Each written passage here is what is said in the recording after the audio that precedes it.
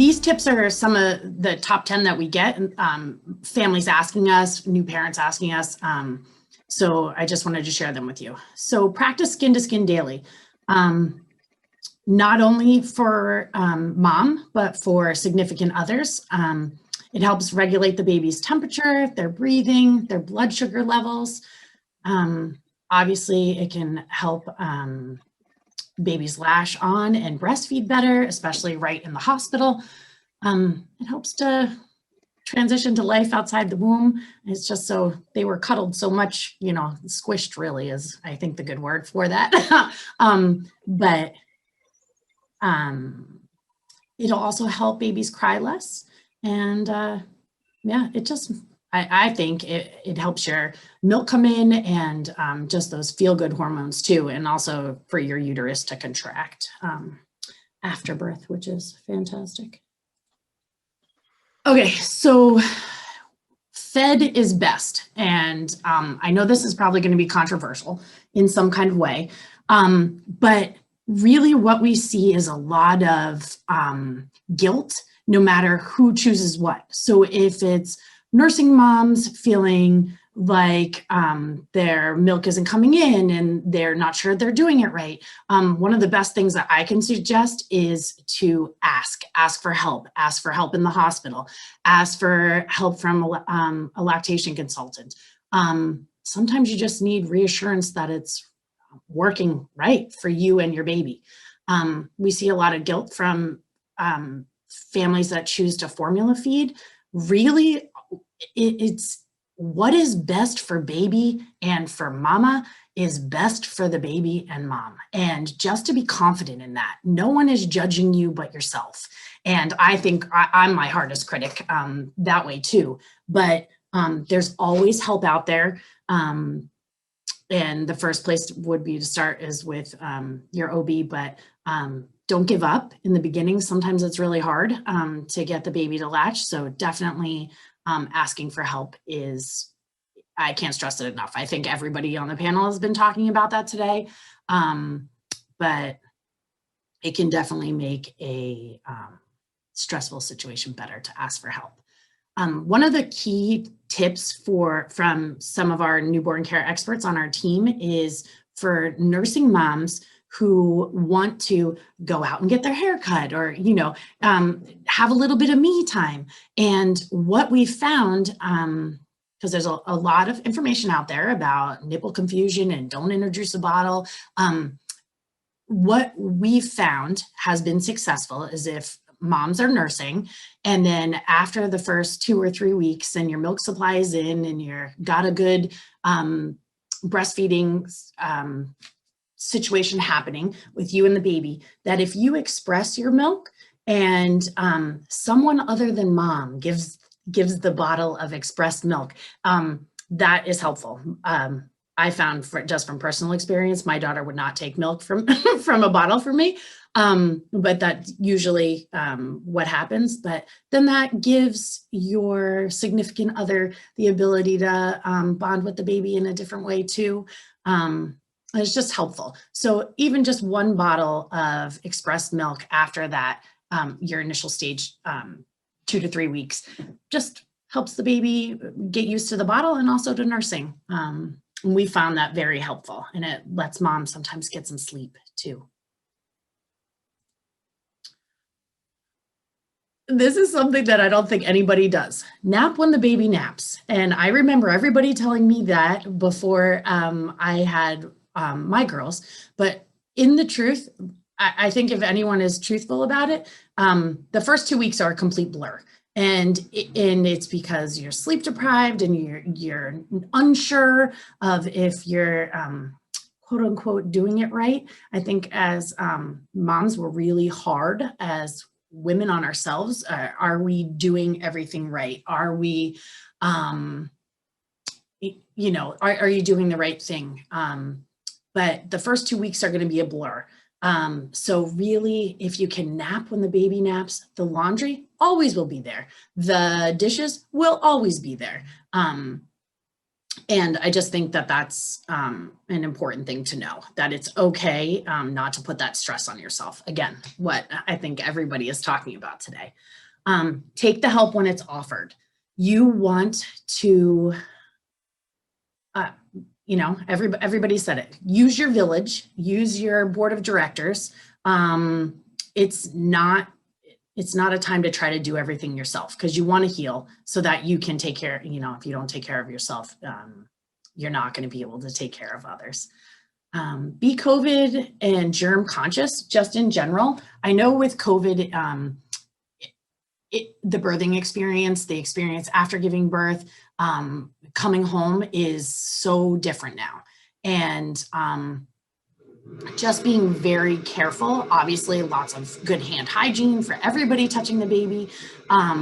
But just being conscious of that, because not only, I think a lot of people forget that common cold still exists and the flu is out there, and just being conscious of who you're welcoming into your home, and that it's okay to say you're not taking visitors. And personally, I think that it's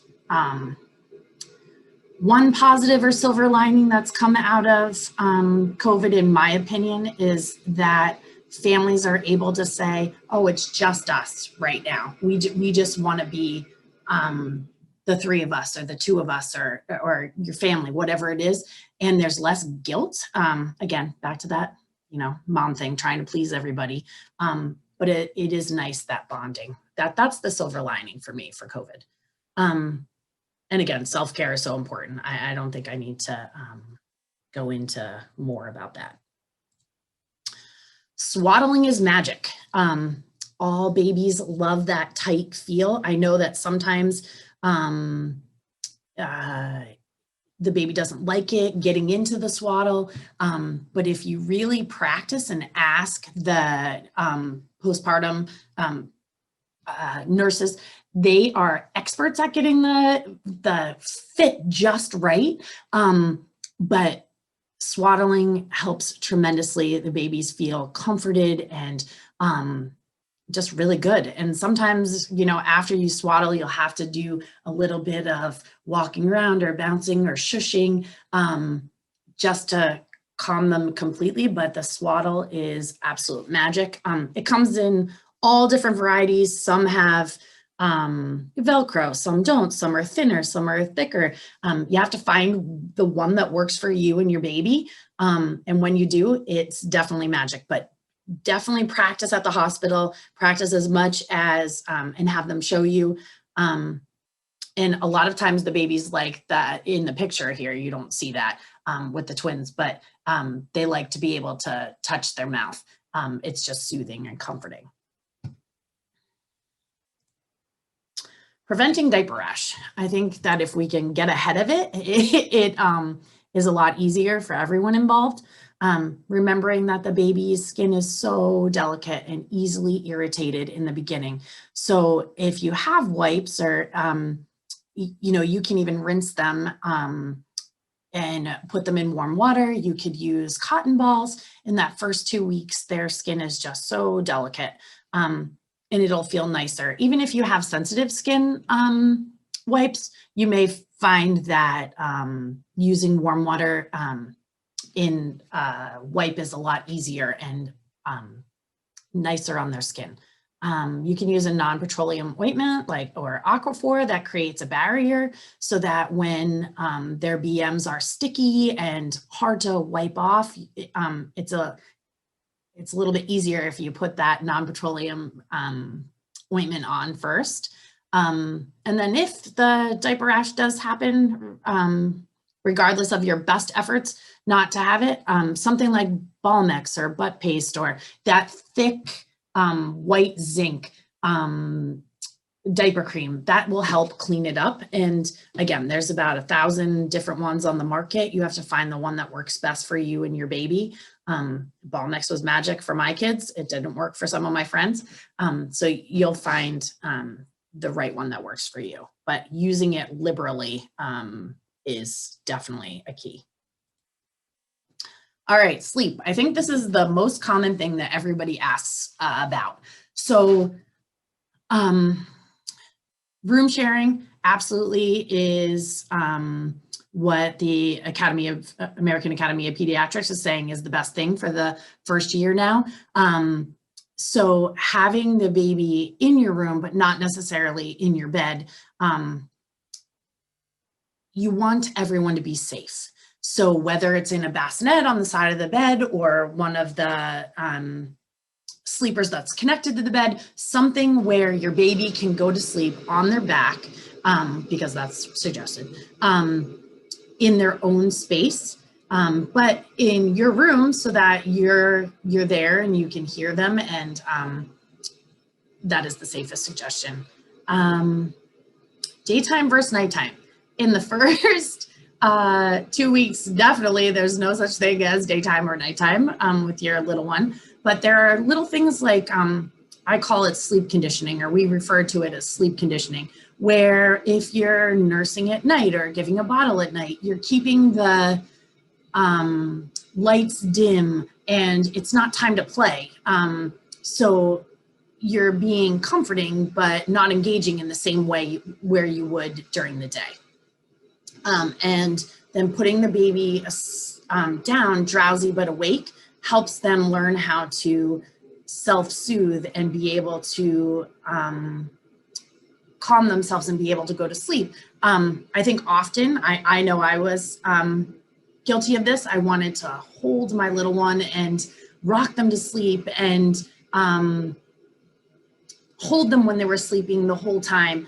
And then I had one of my nurse friends say to me, and we say this to other parents, is imagine them at 3 and you're doing that. And I was thinking, no, it'll never be that way. But it can. You can unintentionally create sleep associations that you may not want to be able to, you don't want to have over time.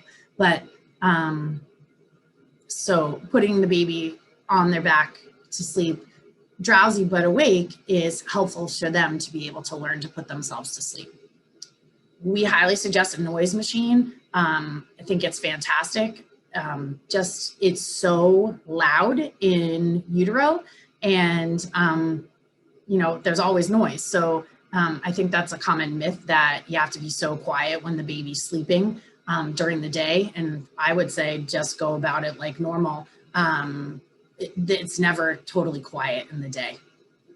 And then a lot of people ask about sleep coaching or sleep training or anything like that. And it doesn't happen until like 4 to 6 months. And you really definitely want to have your pediatrician's approval to make sure that the baby can go that long by themselves without eating. And that's at the beginning of that, you're shifting all the calories to the daytime instead of at night, but that's something that's down the road. So just know that sleep training doesn't happen before 4 to 6 months.